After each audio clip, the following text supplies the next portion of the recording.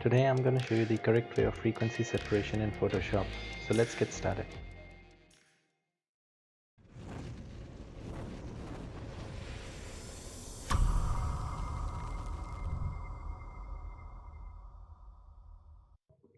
So first of all, we'll go ahead and open up our image file. And the first thing that we need to do is duplicate our background. So we do this by pressing Ctrl J on the keyboard twice. And we'll name the first layer as color and the other layer as texture. Then with the color layer selected, we will click on filter, blur, and then click on Gaussian blur. And then here on this screen you need to select a value that will just about blur the skin texture. So this is going to be different for different pictures. You need to adjust yours accordingly. So mine seems to be 4.8. After that, click on your texture layer and then click on image and then apply image. Keep the source as it is and then select color as your layer or whatever you renamed your first layer as. Set the blending mode to subtract, scale to 2 and offset to 128, and then click on OK. And don't worry if your image is looking like a ghost at this point. All you have to do is change the blending mode to linear light and it should be back to normal. Now we can go ahead and group these two layers together by pressing Ctrl G on the keyboard, and I'm going to rename this group as Skin Retouching. You can rename this to whatever you want. After that, go ahead and open up the group and select your texture layer. Then click on the healing brush tool. Make sure you select the healing brush tool and not the spot healing brush tool, because it gives you the flexibility of selecting the area from where you can sample. So as you can see, I'm sampling over a clean surface by holding down the Alt key and then painting over the area with the imperfections. So you can go ahead and take your time with this. I'm going to fast forward the video and save your time.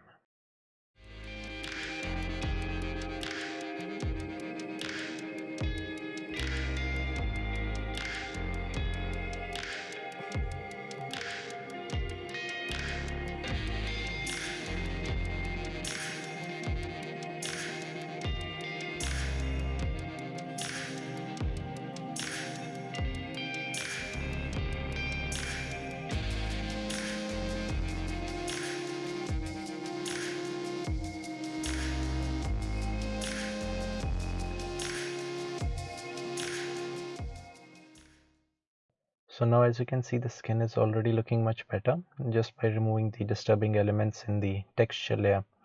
So our next step is to select the color layer and then select the patch tool and choose source at the top. But right now, as you can see, we can see the color shifts on the face very easily. So in order to overcome that, we can go ahead and add the curves adjustment layer.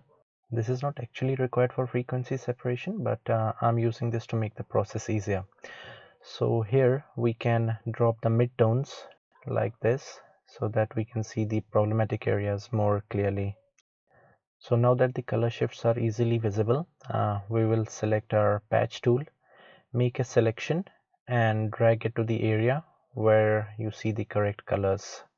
So I'll be going through this process pretty quickly, but you can go ahead and take your time until you're satisfied with the output.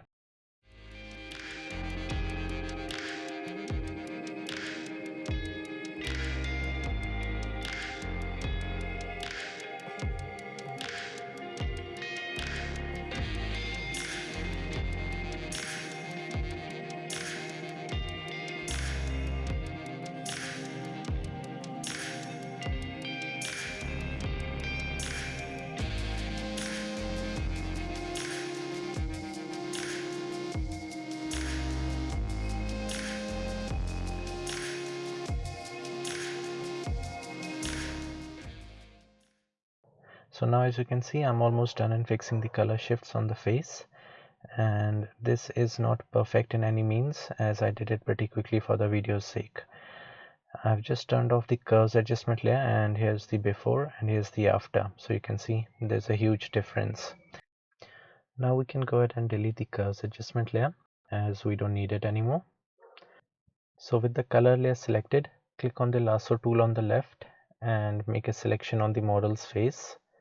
We are going to blur out the skin to enhance the quality furthermore.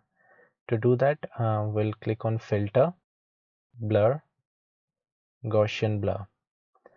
So here we need to be very careful about the values that we're going to select, because if we go too overboard, and the results are going to look unnatural.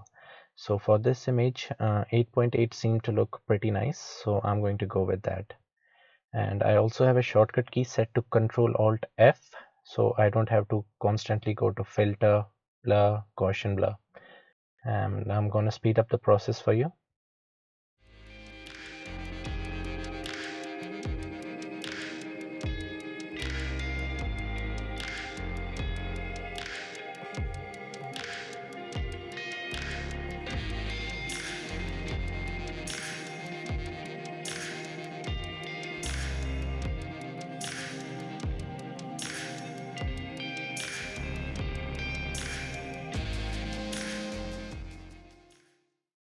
So at this point, we are done with the process of frequency separation for skin retouching, and here you can see the before and after.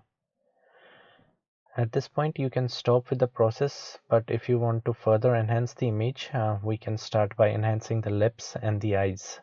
So in order to do that, we will go ahead and create a vibrance layer. But here you can see, as I'm increasing the vibrance, it's increasing it for the full picture. In order to apply this for lips only, we'll have to invert the mask by pressing Ctrl I. That will hide the mask. So to reveal the effect on the lips only, we'll take a soft round brush with white as the foreground color. Slowly brush over the lips till you get the desired result. I have to brush over a few times since I've set the flow to 26%. You can change the flow under brush settings at the top of the screen. So after you're done with the lips, in order to enhance the texture of the eyes, we will go ahead and create a curves adjustment layer and increase the brightness a little bit, and then invert the mask by pressing Ctrl I. That will hide the effect. Then, as we did with the lips, we will go ahead and take a soft round brush and brush over the inner circles of the eyes. So here you can see the before and after, and at any point, if you want to increase the effect, you can play with the curves on the right hand side. So this much looks fine for this image. So here's the before and after for the eyes, and here is the overall before and after. So as you can see, there's a huge difference. So please like and share this video if you learned anything new, and comment down below if you have any questions. I'll be more than happy to answer them. And do remember to subscribe to this channel and turn on the notification bell so that we can make more videos for you in future. Thanks for watching.